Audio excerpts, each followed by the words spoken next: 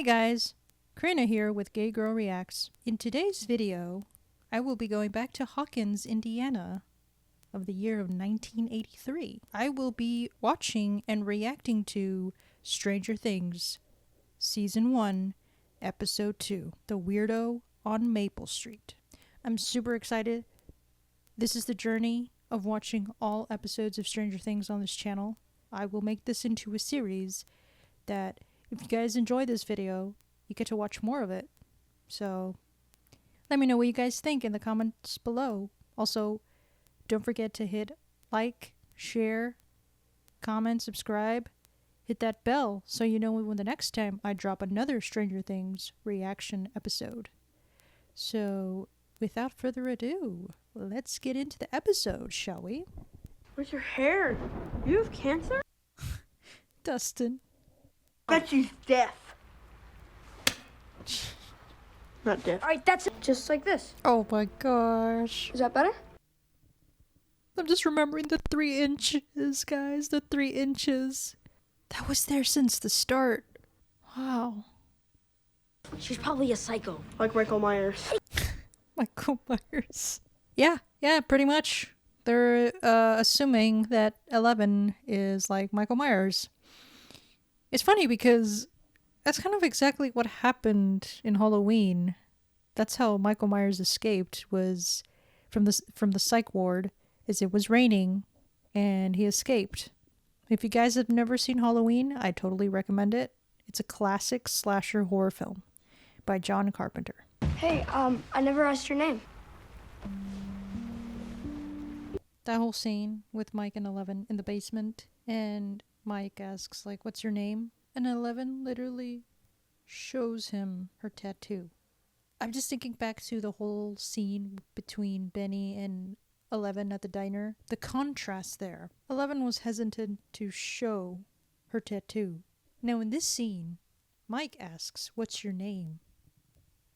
And 11 just slowly pulls the sweater to show the tattoo. And I just thought, she trusts him.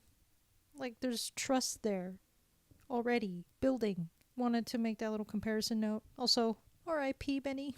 You were a great one. And the famous title sequence of Stranger Things happening starting right now. Yeah, I never get tired of it. I honestly, every time I watch the show, I never skip it. I just love it too much. Chapter 2, The Weirdo on Maple Street. Echo. The whole thing with the Eggos, and we all know how 11 loves Eggos. And it's apparent. And it's shown in the show multiple times throughout the seasons. I feel like the reason Elle loves Eggos is because to her, that was her first taste of freedom. She got real food. Like, we don't know what she got at the lab, what they fed her, but obviously it wasn't anything special to her. But those Eggos, those represent her freedom, and that's why they're so special to her and why she loves to eat Eggos all the time. This is what I think. So, and on top of that, I also feel since Mike gave her the Eggo in the first place, that created a bond and made those Eggos even more special to her because someone showed her kindness. Oh, I'm getting in the feels. You're in trouble, aren't you? Who are you in trouble with? That. Understand? That whole scene. I gotta say, the first time I saw that, I was scared. It was so suspenseful and just tense. I was like on the edge of my seat because I was like, these people are capable of doing that to children? Like, they're willing to go there. And that took a dark turn, a scary, scary dark turn for me when I first saw this. And then, again, going back to the whole scene with what they did with Benny, I believe her. OJ, skim milk, what else? Oh, this is one of my favorite scenes. Pretty. I guess.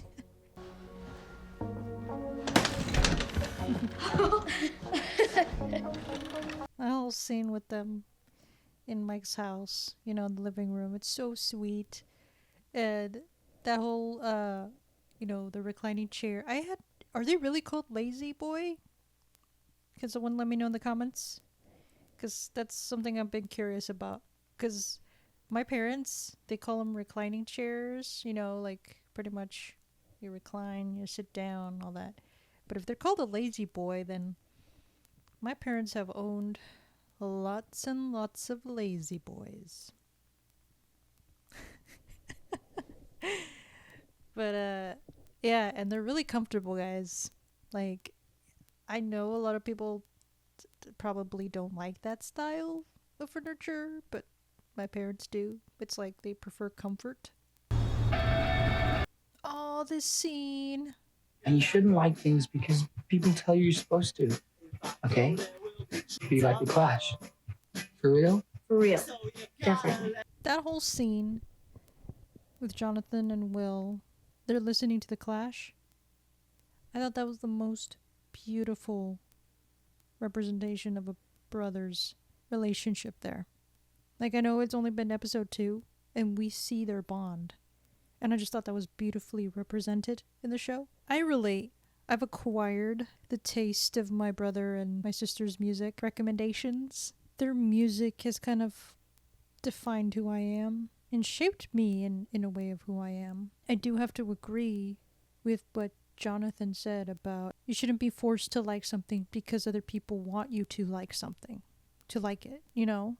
Like, it should be you yourself that decides if you like this or not. And this was in episode 2, and we got to see that relationship flourish between Jonathan and Will in that scene. That said so much. You see it. You see how protective Jonathan is of Will. And I love that. That's another thing, too. I really love the locations they shoot for Stranger Things. I need this phone and 2 weeks advance and a pack of Camels.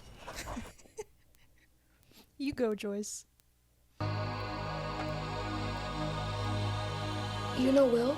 Now I'm just going off memory here, but did they ever establish how 11 knew Will? Did she come across him somehow, somewhere? Like, I'm kind of going back to everything that we know of the Upside Down. And when Will was taken, was there a point once 11 established that connection with the Upside Down and Will was taken, did she have that connection, that psychic connection, that she can sense Will? Yeah, let me know in the comments below, guys. Bone in your body. Nah. That same location. I'm wondering, was that also used for It? Chapter 1 and Chapter 2? So if you guys want to let me know in the comments below, is it? Is it not? Let me know. That's another thing too about me. I will pick up locations and remember where I last saw them. Like, I'm fairly good at that. Like, I can pick up, oh, that location was in this show. Oh, that location was in this movie, or that show, this movie, that show, kind of thing.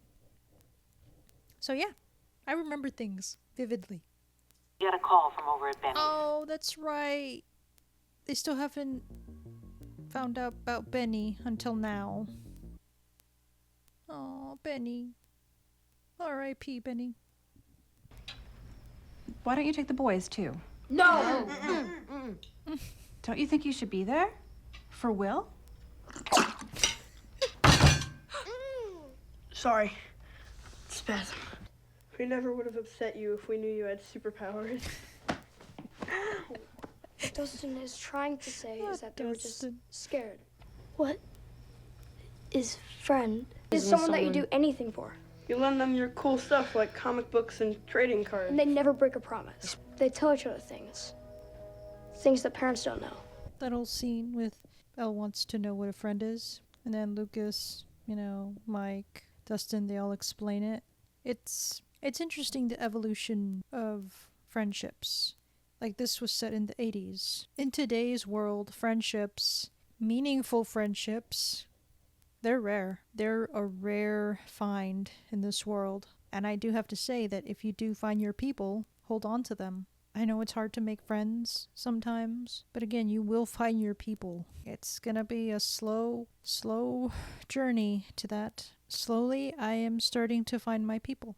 So again, this is why I relate to the show so much, because when I was a kid, I had trouble making friends. Literally, I was the weird girl. I was outcasts from all other kids. Hardly anyone wanted to hang out with me. So this show, it hits deep, and I relate. Every single one of you that has subscribed to my channel, I really hope you enjoy what I have to offer here. I hope it's comforting that you just get to sit and watch me react to movies, TV shows, anything pretty much.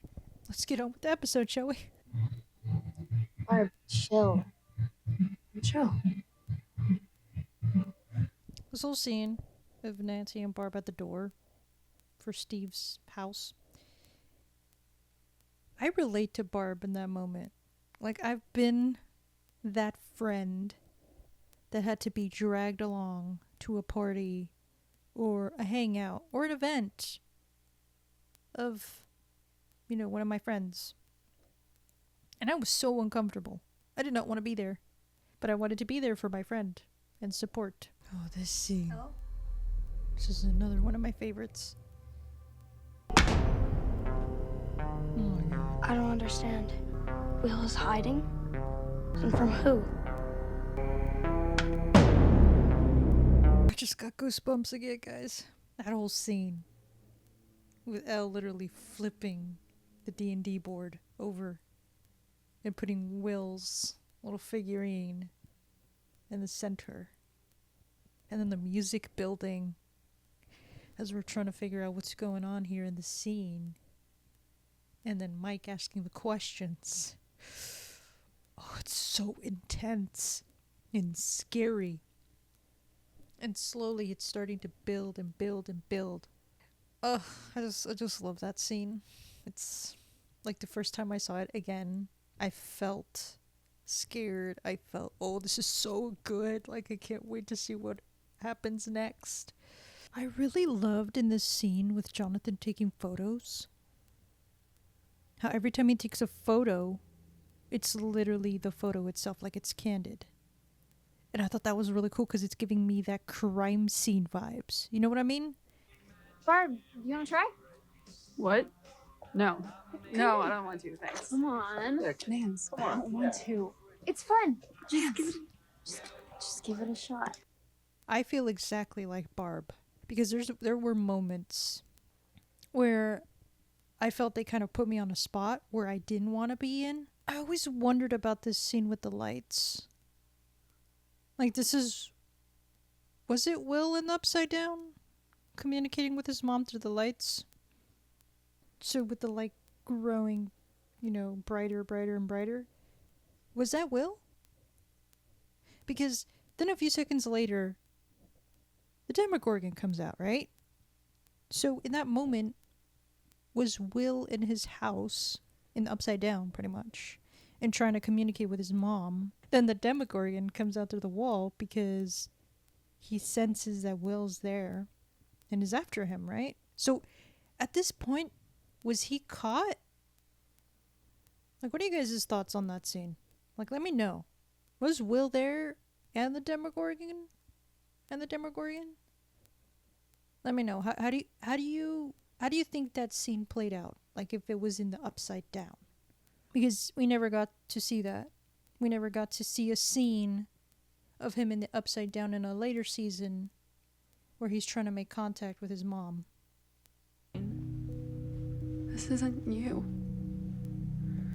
I'm fine. Just go ahead and go home, okay? Barb. I relate to you, girl. I felt like that. I was like, where are you going? Why are you doing that? And they're like, oh yeah, you could just go home. You don't have to be here. They were pushing me away. Yeah, so this episode is bringing up a lot of emotions of my past. Especially in friendships. It was hard for me growing up, making friends. Like, really hard. I've had instances where I've had alone moments like that. Just me, myself, and I. That was the end of episode 2. Gotta say, the whole thing with Barb at the end, her waiting, even though Nancy told her to go, Barb stayed. 'Cause she cares about Nancy. And she wouldn't leave. Barb wouldn't leave without Nancy. Because she could have just gotten in her car and left. But no, she stayed. Oh my god, the potential of Barb. Just this time around, I gave my commentary, guys. More deeper, meaningful conversation kind of commentary here. Kind of tapping into my past. The whole thing with friendships, you know, with 11 and the boys. And yeah, that opened up. That opened me up. I'm just slowly starting to get comfortable being in front of a camera. Because usually I'm behind it. And I'm usually directing others whenever I do like a project, a short film and such. After all, I am a filmmaker as well. And this show has been a huge inspiration in my journey for that. And I just love this show. I just love everything about it, what it stands for. This first season is truly a masterpiece in storytelling to me. So I love that I'm going on this journey of rewatching every episode of Stranger Things, and you get to see my reactions and my commentary of reliving these moments even though the series has ended. So stick around for episode 3. I will be doing that in the coming future. So if you liked this video, guys, if you liked the commentary I gave, you enjoyed being here, watching me react, and, you know, enjoyed this, pretty much getting to relive Stranger Things with me, please leave a like, comment, subscribe, hit that bell, so you know the next time I drop another Stranger Things episode, or any other upcoming future videos. So, yeah, I hope you enjoyed this. I'll see you all in the next video, guys. Thanks for watching.